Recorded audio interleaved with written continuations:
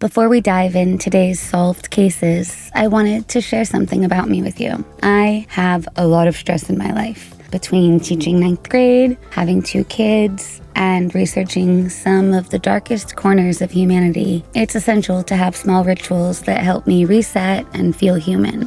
One of those rituals for me has been exposing myself to new fragrances. That's why I've been using Scentbird, a subscription service that lets you try designer and niche fragrances every month without committing to a full-sized bottle. You get a generous 30-day supply of each scent, so you can experiment and find what resonates with you before making a big purchase. They have over 900 fragrances to choose from. So my 2 favorite scents this month are Yellowstone Dusk and also Dead Cool by Aura.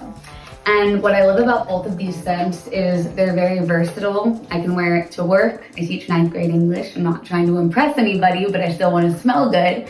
And you can also wear it out on the town. You can layer the fragrance to make it more intense.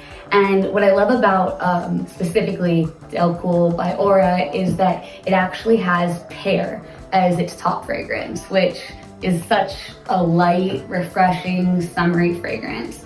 And my favorite thing about Dusk, which people who know me will not be surprised, is that it has jasmine in it. And that's the top scent, is jasmine. And that is my absolute favorite. If you're ready to explore, Scentbird is offering 55% off your first month by using promo code MERC at checkout. So you can get the first fragrance for only $8. And the next month will only be $16.95. Again, that's Merc, M-E-R-C, for 55% off your first month. It's a fantastic way to discover your new favorite scents while keeping things affordable.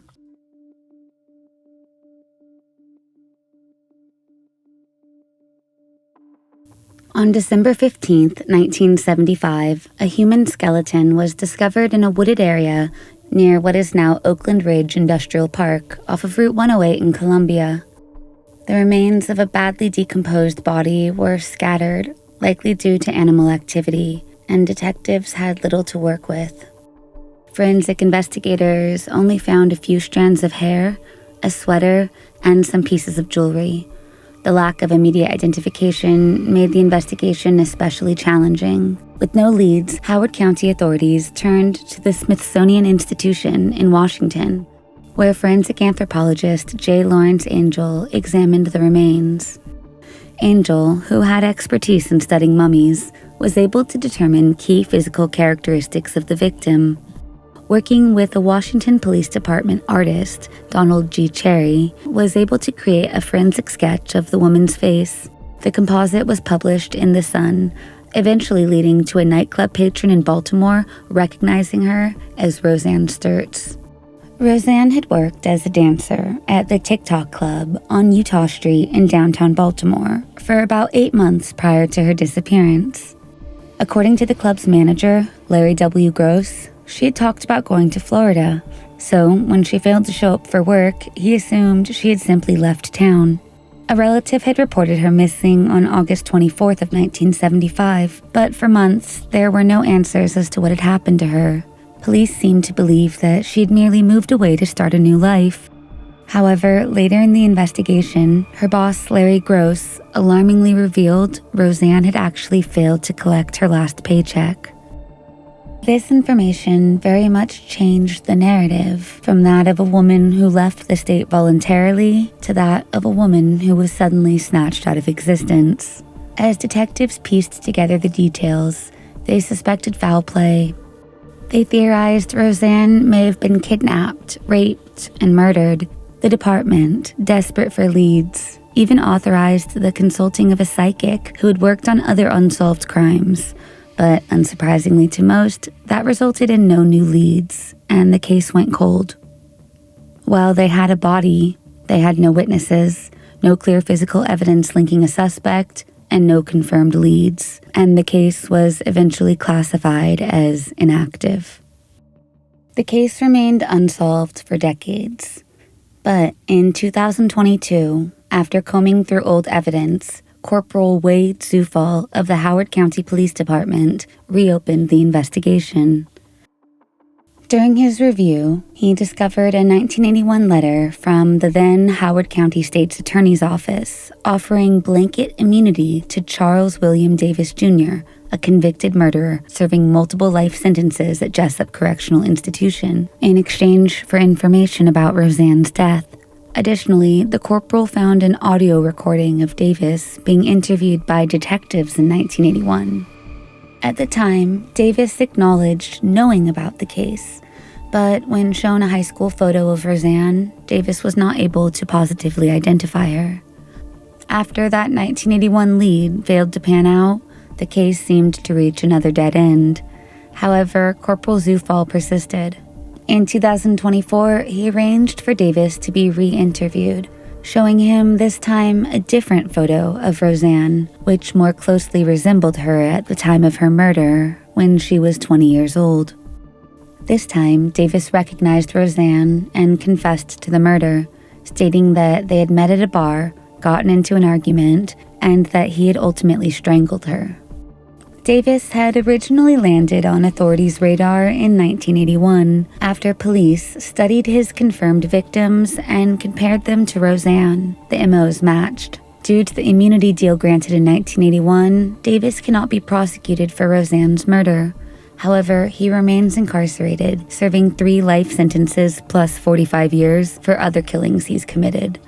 Roseanne's 4 sisters released a heartfelt statement expressing their gratitude at the closing of their sister's case. They said, quote, "In November 2024, we are grateful to have all the case details, learned Roseanne's actual date of death, and received closure we have been praying for all these years. Now, in 2025, almost 50 years later, we have closure and would like to say thank you from the bottom of our hearts to the Howard County Police Department and Corporal Wade Zufall for working so diligently on Roseanne's cold case. The sympathy, kindness, respect, and warmth that was shown to us over these past few months will be forever in our hearts." As Roseanne's family highlighted in their media statement, it was the integral work of Corporal Wade Zufall that allowed this case to be reopened and finally solved after nearly 50 years.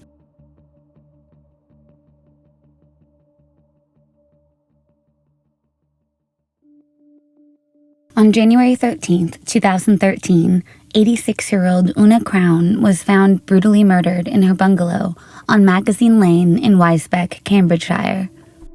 The retired postmistress, who had lived alone since the passing of her husband, John, 4 years earlier, was discovered by her niece's husband, who had arrived to take her to Sunday lunch. However, the curtains were drawn, so he went to a neighbor to collect a spare key.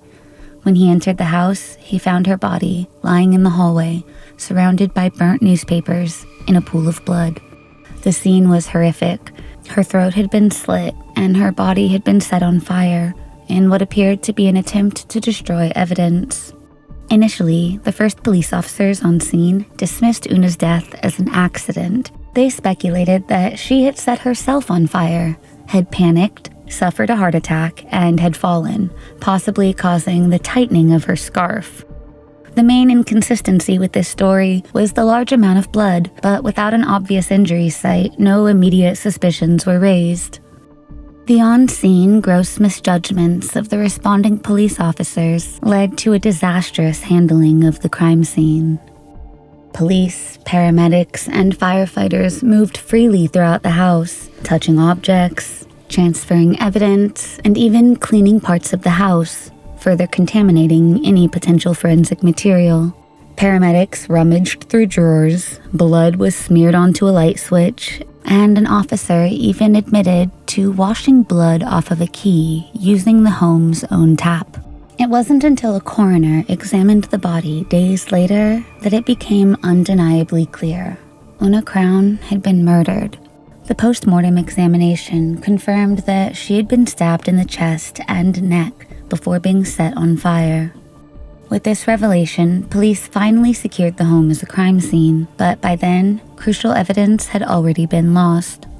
Una's family, particularly her niece Judy, expressed deep frustration with the mishandling of the case, believing these errors severely hampered the chances of catching the killer. A professional standards review later concluded that the officers who initially assessed the scene had, quote, breached the standards of professional behavior. However, they faced no formal disciplinary actions, with investigators stating their decisions were flawed but not deliberately neglectful. Despite a reinvestigation in 2014 involving 50 officers from Cambridgeshire, Bedfordshire, and Hertfordshire, the case remained unsolved. Multiple arrests were made, but no charges followed. In 2019, a new plea was issued by police, urging the public to come forward with any information. A £10,000 reward was offered by Crime Stoppers, but no leads emerged that could solve the case.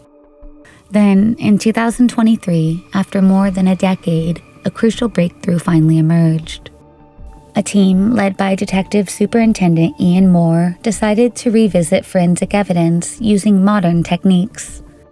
Among the items stored from the original investigation were bloodied fingernail clippings taken from Una's body. Advanced DNA analysis revealed a match to David Newton, Una's 70-year-old neighbor and handyman who performed odd jobs at her house. Newton had been among those arrested early in the investigation, but he was never charged due to a lack of evidence. The DNA discovery shattered his previous alibi. Originally, he'd claimed not to have seen Una in the days leading up to her death, but the presence of his DNA under her fingernails placed him at the scene. Newton had a troubling history. In 2000, he sold a raffle ticket to one of Una's relatives. Afterwards, when she thought he had left, she went to get changed in her bedroom, but while in only her underwear, she realized he was still there. She told police Newton said he loved her, adding that she was really frightened. She said, quote, he was probably drunk. He normally is. He was also known for disturbing behavior towards another neighbor, Paula Birch, occasionally approaching her window while she was in bed. Despite her requests for him to leave, he would sometimes disregard them and hover outside, smoking a cigarette. On the night of Una's murder, a witness saw Newton drunkenly walking away from the direction of her home at around 8:30 p.m.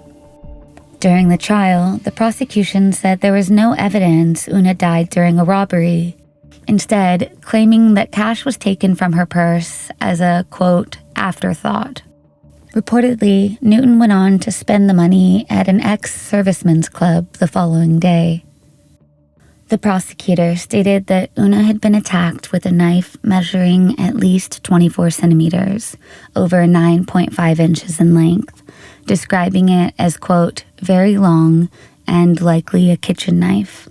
Newton had then attempted to dispose of Una's body by setting it on fire, leaving her partially burned.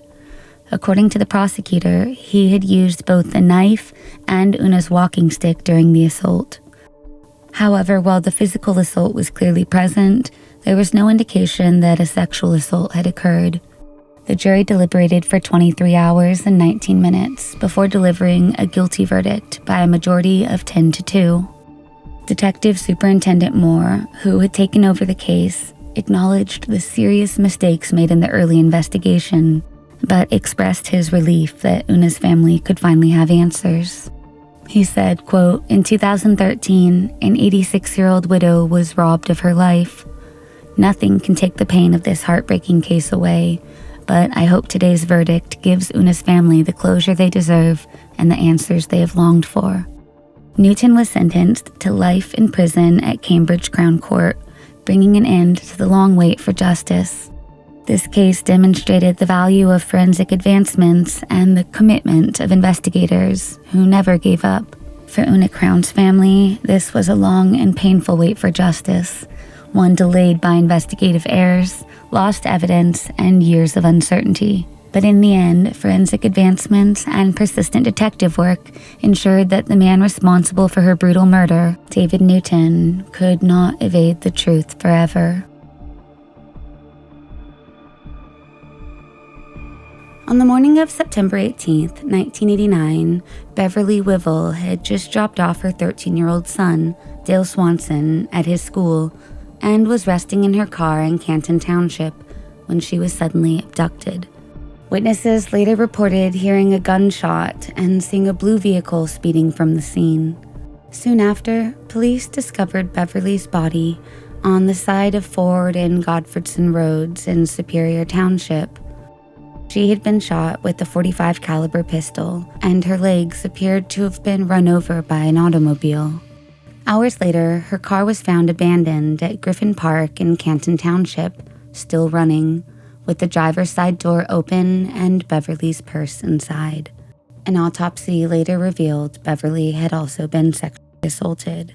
As with cases such as this, detectives initially focused on those closest to Beverly, namely her estranged husband and also her new boyfriend. But both men had alibis. A witness described seeing a blue Chrysler New Yorker with a white top speeding away during the time of Beverly's murder. The investigation initially went cold due to a lack of evidence and forensic capabilities at the time. For decades, Beverly's family remained in anguish, longing for answers and searching for justice. Her son, Dale Swanson, described the pain of losing his mother at just 13 years old, saying, quote, "That day has been in my head since it happened, as if it were yesterday. I felt alone, even though I had family." In 2022, the Washtenaw County Sheriff's Office reopened the case in hopes that a reinvigorated investigation, along with updated forensic capabilities, would help identify the man responsible for Wivel's murder. Working with the Michigan State Police, forensic evidence from the crime was submitted to Othram in the Woodlands, Texas, in January of 2024. The results linked the DNA found at the scene to that of Buster Robbins, a now 69-year-old man from Almont, Michigan. Detectives conducted weeks of surveillance on Robbins' residence before collecting used plastic straws for further testing. A Michigan State forensic team confirmed that the DNA on one of the straws matched the DNA from the rape kit, providing a direct link between Robbins and the crime. Further investigation revealed that Robbins' wife confirmed he had driven a vehicle matching the description of the one seen near the crime scene in 1989, a blue Chrysler New Yorker with a white top. Additionally, authorities found a .45 caliber magazine with ammunition in his home, further strengthening the case against him. On January 3, 2025, Robbins was arraigned in the 14A District Court in Ann Arbor on charges of felony murder. Prosecutors confirmed that Robbins and Beverly had no known connection before the crime. Robbins' attorney, Michael Manley, stated Robbins maintains his innocence and that the defense is currently reviewing the extensive evidence provided by prosecution. They said, quote, "We are in the process of obtaining voluminous discovery material. Upon receipt, we plan on vigorously defending Mr. Robbins, who steadfastly maintains his innocence." Despite the defense's claims, Robbins was denied bond and remains in custody. For Beverly's family, the arrest brings a mix of emotions. While they say they are grateful for the persistence of law enforcement, they are still waiting for justice to be fully served. Beverly's son, Dale, said, quote, "From what I understand, there's pretty damning evidence, and it's pretty clear. But for me, until that guilty verdict is heard, it won't be done." Authorities and the Washtenaw County Prosecutor's Office have credited advancements in forensic technology and the dedication of investigators for solving this decades-old case. On March 21, 2025, authorities revealed that they were now investigating Robbins in connection with another murder of a young woman, this time in 1990, just months after Beverly was murdered. Paige Rinkowski has been missing since May 24, 1990. She was last seen standing on the side of the freeway, I-96, after visiting her friend in nearby Canton Township. Paige's vehicle was found on the side of I-96 near the Fowlerville exit the day she disappeared. The windshield wipers were still on, and just as in Beverly's case, the car was still running. Paige's shoes, purse, and a beer she had purchased in Canton Township were inside the vehicle. The Livingston County Sheriff's Office has confirmed Paige's case remains open, but that they are investigating, quote, similarities between the two.